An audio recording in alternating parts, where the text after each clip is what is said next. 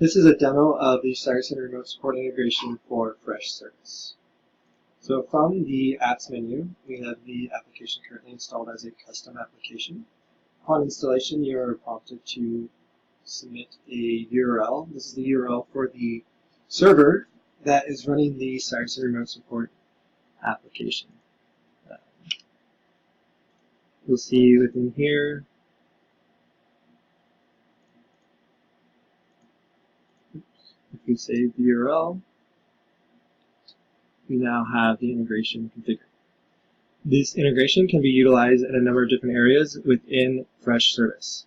First area is within an incident ticket. You see an incident that is an incident for Sean Erickson.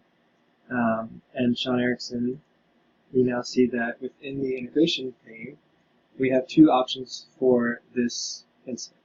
One, we can manage information from Sean Erickson, or we can manage information from the device that Sean Erickson is assigned owner asset of. For this integration to work, the FreshService instance must be configured using the SCCM, the System Center Configuration Manager integration. And what that does is it brings in user and asset data from Configuration Manager, which is the same data that our application uses in the remote support instance. So for this integration to work, they both, remote support and FreshService, would have to have been integrated with the same Configuration Manager environment.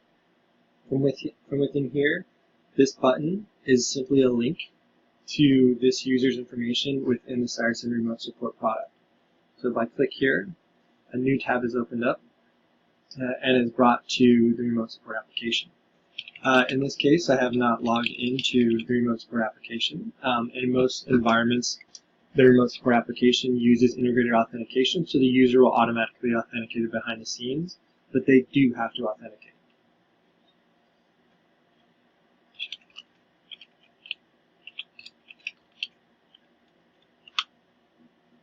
So if once I sign in, I'm presented, and in this case, there's two records in Configuration Manager for Sean Erickson.